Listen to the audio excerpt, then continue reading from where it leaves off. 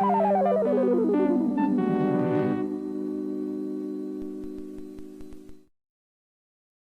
everybody, this is your old friend RJ City, and today I will be watching and reacting to all the intros to Three's Company. I am incredibly excited for this. I have always loved this show. It's since I was a kid. I don't even know how long it's been on, but there's at least, I don't know, 5 seasons or something, and then the whole thing happens. John Ritter gets married and he moves on. It's fantastic. I don't know what to say. It was a wonderful show. People used to mock it, and they were so wrong. They were just insecure about how good the show actually was, and then it finally came around so it fully can be appreciated. If you don't know what I mean, without any further ado, let's just shut up and watch all the intros to Three's Company. First of all, what a guitar. What an opening riff. Which it's too hard for the beginning of the show. And here we are in the beat. Look at this bike bump. Boom! Straight on the back, clean off the bike, right into a laugh. John Ritter is a pro. You know what I mean? Joyce DeWitt, I think, was still feeling her character out here. Suzanne Summers was The World Fell in Love with her. You never really see the exterior, and starring as the Ropers. That's a weird sentence. Usher Lindley, that part's stupid. What a horrible, weird throw. What's on the back of the newspaper? Mount Rushmore? And here's the better bike riding. People loved riding bikes in California? Yeah, they're in California. They have to be. Let's watch this bike bump again because I love it. We don't need this shot. That's a weird shot. Look at this. Clean off the bike. The legs are off. A nice little side back bump takes it on the ass right into the laugh. And so much denim. What's different here? I feel like this... Oh, yeah. I feel like that's different for some reason. They redid that scene.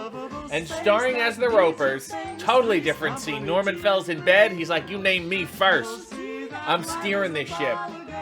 And Audrey is the sex-starved. You know, she would have had sex with anyone on that. And that was her real hook. People say, oh my God. I don't... Dear Lord. I don't remember this part at all. But this is fantastic. Is this just an outro? This is all physical comedy. This is all slapstick. All Norman Fell wants to do is read a newspaper. The bulge on John Ritter. And he would always pretend to be gay. That's how they got around. I love how, oh, Jack, he's our friend and we love him so much, but he would also have definitely slept with both of them in, a moment's notice. That was never fully... What is this riff? Oh my God, now they're just really messing with the formula. Tremendous back bump, here we go, there it is. Right into the laugh. Never, really, has there been a better opening bump in the opening credits as John Ritter. And now we're selling a little sex here, getting wet in our bathing suits. All the innuendo. Will this be a new Roper scene? No, it'll be a different one. No, it will be the same one is what I meant. Oh, I don't want to have sex with you. I want to read my newspaper about Mount Rushmore. And Orchard's probably 38 there. But they enjoyed riding their bikes. I believe Jack was a chef. He was a catch. Everyone, oh, look at the physical comedy. Oh my God. There's this is so weird. I've never seen these openings. You don't see them in syndication. This is fantastic. All the physicality. Tremendous. And it's so nice when you're doing it in bell bottoms too. Norman Fell really coming into his own. You can see where people say, we want more Ropers. Maybe they could be, the new All in the Family. But then the tension was gone. You don't have Jack. You got Norman Fell just mad at his wife, and that's it.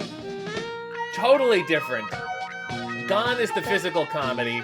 Jack, they're in a full menage here. And this is where I think they started adding more people to the cast. That's not so funny because it's bumper cars. It's what you're supposed to do in bumper cars. Is he going to fall off the boat?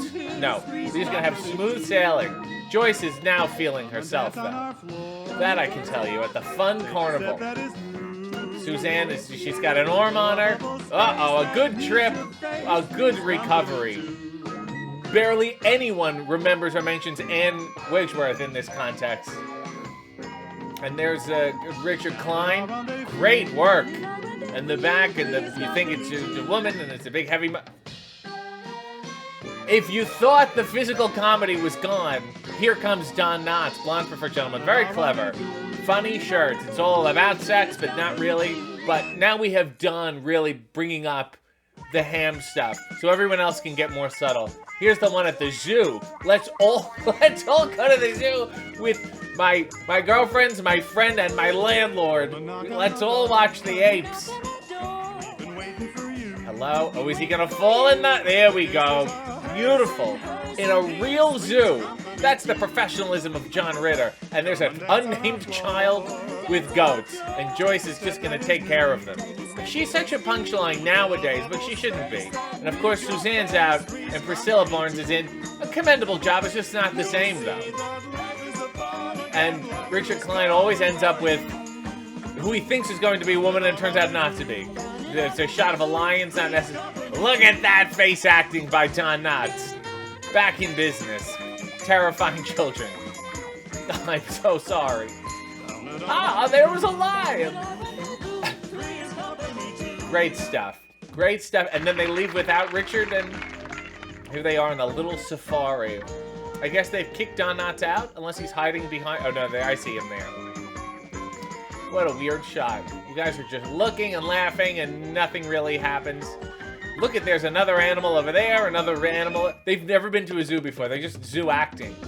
And here's the zoo outro. I wonder if this was... Joe Raposo wrote this theme. He also wrote some stuff for The Muppet Show, and I think some stuff for Sinatra, and he also wrote the theme to Steam Pipe Alley. Mario Cantone's show there. Everyone had a good time at the zoo, and no one is allowed to touch the gals except for Jack. Well, those were all the intros to Three's Company, and they made me exceptionally happy. John Ritter is a gifted physical comedian. He was doing beautiful stuff, and everyone on the screen is just bursting with their own energy.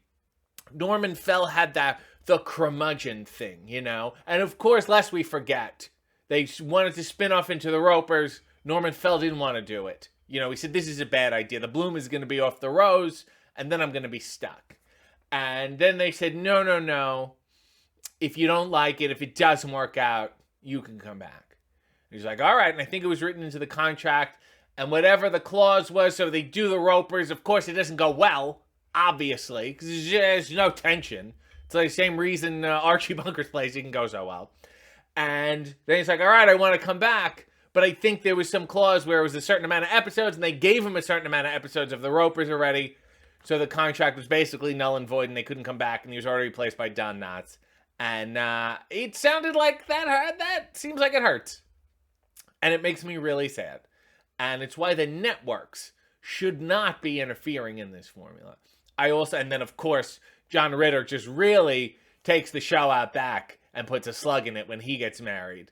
When, whatever the name of that other show is. 2 is too many, 2 is enough, whatever the fuck it is. It was terrible and horrible. But... as you know, people say Norman Fell, Don Knotts. I say apples to oranges because we're not counting sex-starved Argerlini in there, and she did a wonderful job. And it's really a couples act versus a solo. It's a different ball game. You know, if Don Knotts had a wife on the show, then maybe, sure. But I would also say it's one of the most successful replacements of all time. And once again, John Ritter is the best bumper in the business.